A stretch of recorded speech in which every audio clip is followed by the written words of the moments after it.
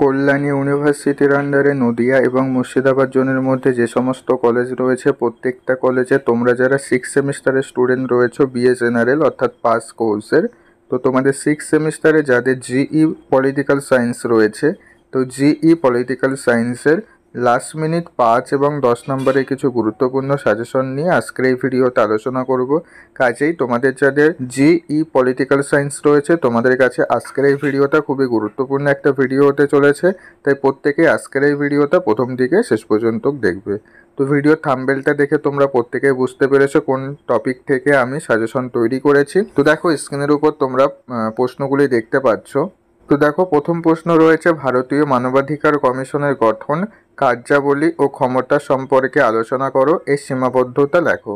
পরে প্রশ্ন আছে, জাতের সংজ্ঞা দাও, এর প্রকৃতি ও বৈশিষ্ট্য আলোচনা করো।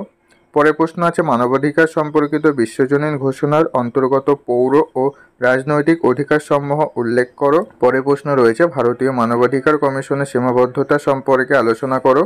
তার পরের প্রশ্ন রয়েছে, ভারতীয় মানবাধিকার কমিশনের ভূমিকা মূল্যায়ন করো। লিঙ্গ বৈষম্য ও রাজনীতি এই বিষয়ে আলোচনা করো। পরের প্রশ্ন রয়েছে, তুমি কি মনে করো যে ভারতের নারীর ক্ষমতায়নের ক্ষেত্রে মানবাধিকার আন্দোলন গুরুত্বপূর্ণ ভূমিকা পালন করেছে, ব্যাখ্যা করো। পরের প্রশ্ন রয়েছে, 2019 সালে সুরক্ষা আইন সম্পর্কে একটি টিকা লেখো। পরের প্রশ্ন রয়েছে, ক্রেতাদের অধিকারগুলি কী কী? ক্রেতা সুরক্ষা আইনের উদ্দেশ্য ও প্রতিবিধানগুলি আলোচনা করো। পরের প্রশ্ন দিয়েছে, টিকা লেখো। চিপকো আন্দোলন, নর্মদা আন্দোলন, সাইলেন্ট ভ্যালি আন্দোলন। তো এই তিনটে আন্দোলন সম্পর্কে তোমাদের টিকা পড়ে রাখতে হবে, যেই টিকাটাই দিক না কেন সেটা তোমরা লিখে ফেলবে। ওকে, তারপরের প্রশ্ন আছে, বিশ্বায়নের সর্বগ্রাসী ভূমিকা ব্যাখ্যা করো।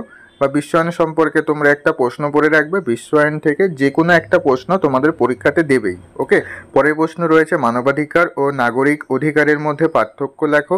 তারপরের প্রশ্ন রয়েছে, অধিকার ও মানবাধিকারের মধ্যে পার্থক্য লেখো। তারপরে প্রশ্ন রয়েছে, শরণার্থী সমস্যা সমাধানে আন্তর্জাতিক সংগঠনের ভূমিকা কী ছিল। পরের প্রশ্ন রয়েছে, বিশ্ব মানবাধিকার রক্ষায় আন্তর্জাতিক চুক্তি ও সনদের গুরুত্ব লেখো। পরের প্রশ্ন রয়েছে, ভারতীয় সংবিধানে মানবাধিকার কিভাবে সুরক্ষিত হয়েছে এই সম্পর্কে একটি নীতিদীর্ঘ আলোচনা করো। পরের প্রশ্ন রয়েছে, বিশ্ব উষ্ণায়নের মূল কারণগুলি কী কী? তোমার মতে কিভাবে এর প্রতিকার সম্ভব? তো এইভাবে বাকি প্রশ্নগুলি দেখে নাও, আর বেশি প্রশ্ন নেই, অল্প কয়েকটা প্রশ্ন রয়েছে। তো এখানে যে প্রশ্নগুলি দেখতে পাচ্ছ এখান থেকে তোমরা ফার্স্টের দিকে কম করে 15 থেকে 20টা প্রশ্ন ভালো করে পড়ে রাখবে, আর বাকি যে প্রশ্নগুলি দেওয়া আছে সেগুলি একবার করে দেখে নিও। এখান থেকে তোমরা পরীক্ষাতে হুবহু 5 এবং 10 নম্বরের প্রশ্ন কমন পেয়ে যাবে। ওকে, তো এই ছিল তোমাদের জিই পলিটিক্যাল সায়েন্সের সম্পূর্ণ সাজেশন।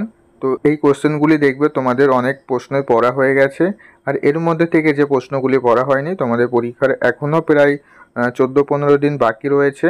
তো এই সময়ের মধ্যে তোমরা প্রত্যেকে এই প্রশ্নগুলি পড়ে শেষ করে ফেলতে পারবে। তো প্রশ্নগুলি প্রত্যেকেই ভালো করে পড়ো, এখান থেকে তোমরা পরীক্ষাতে হুবহু প্রশ্ন কমন পেয়ে যাবে। ওকে, তো এই ছিল আজকের ভিডিওটি ভালো লাগলে ভিডিওটা অবশ্যই একটি লাইক করে দিও।